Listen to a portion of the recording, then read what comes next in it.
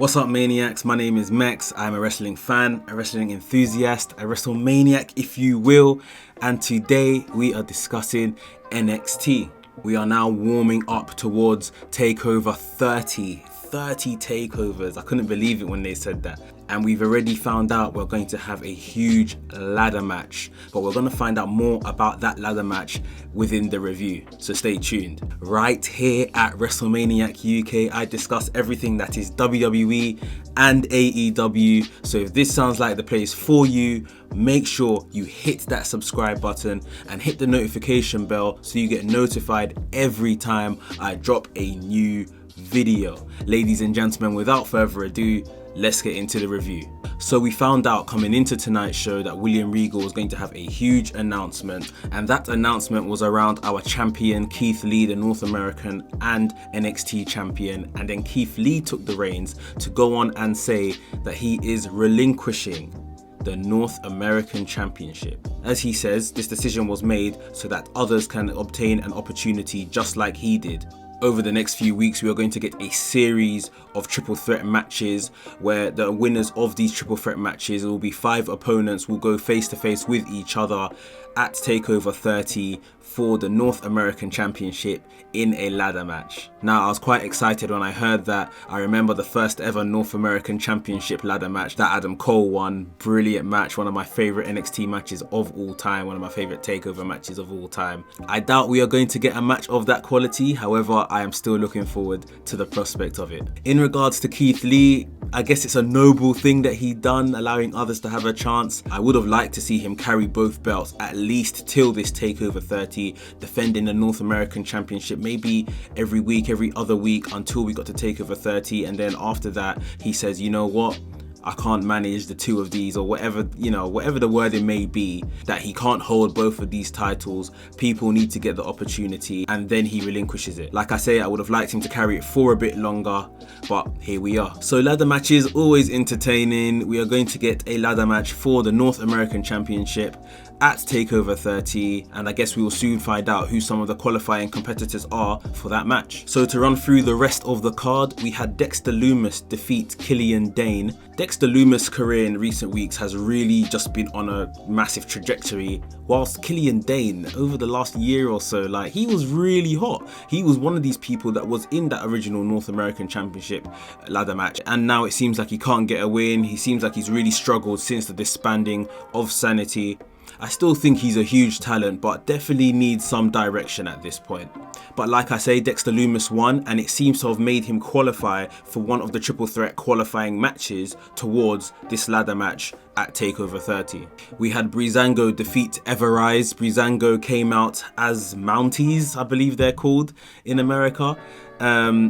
This was more or less a straightforward match. Breeze and Fandango are really good, but at this point, I just don't care enough. I thought when they were both returning to NXT, it was probably for a singles run to get away from the jokey and comedic stuff, but they're right back where they were, not on TV every week. And when they are good, but I don't really have an interest in either of them, unfortunately. We had Shotzi Blackheart take on Aaliyah. Shotzi Blackheart, that has been warring the Robert Stone brand in recent weeks. She's fast becoming one of my favourites. I just love her intensity and her aggression, and just like that reckless abandonment that she has. There's a bit of that in her. A bit of the old Jeff Hardy, Darby Allin kind of behaviours inside her. And I believe she done her own version of like a coffin drop in this match. Shotzi Blackheart went on to win this match, and after she won, she got back in her tank and ran over the other leg of the flawed Robert Stone. However, her celebrations were cut short as Mercedes Martinez came out with a massive big boot. What is it with these women just kicking each other in the face these days? We saw Dakota Kai do it to Io Shirai last week,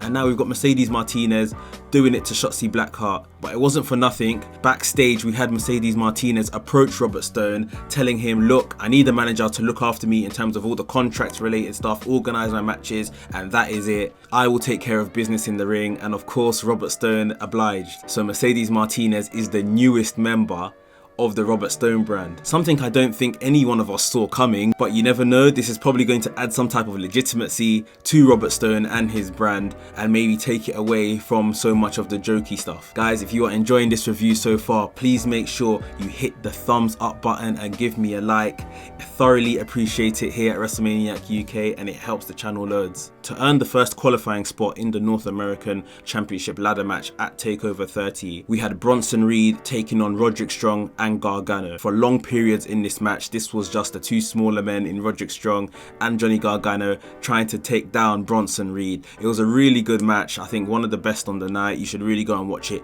if you haven't already. Bronson Reed picked up the win here, and you could actually see the emotion pouring off him when he won. This was clearly his biggest match in NXT since he's arrived, his biggest win as well. So he has qualified for the match. I did think it might have been Gargano just to add some star power to the match, but maybe this is what NXT tend to do to build a couple new stars. Next week's qualifying match is going to see Timothy Thatcher take on Dexter Lumis and Finn Balor. It would be lovely to see Finn Balor in that match. For me personally, even better if Finn was to win it. So let's see if he qualifies from his qualifying match next week. Talking of Timothy Thatcher, he qualified through beating Oney Lorcan for the second time in about 3-4 weeks. Oney Lorcan really laid a beating on Timothy Thatcher this week. He had him in the Fujiwara armbar and really worked his left arm, but it wasn't enough as Oney Lorcan laid another submission hold on Timothy Thatcher. Timothy Thatcher kind of rolled him up, pulled the tights and got the pin. So our main event, Karrion Kross versus Dominik Dijakovic. Obviously last week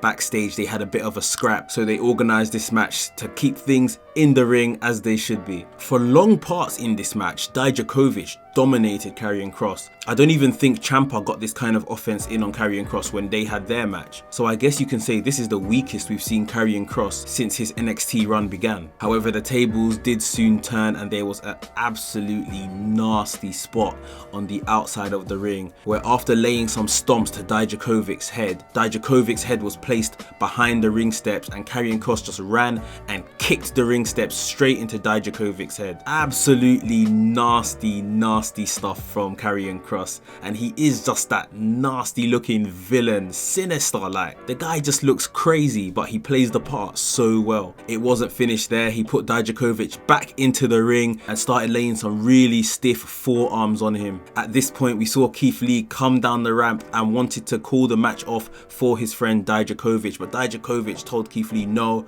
don't do this, you know, I'm my own man, I can take it, I'll continue. Keith Lee is just trying to save this guy from himself, but Dijakovic wanted to continue. For the finish, Karrion Kross locked Dijakovic in the cross jacket and Dijakovic went to sleep. He was completely numb, didn't move, and the referee called for the bell.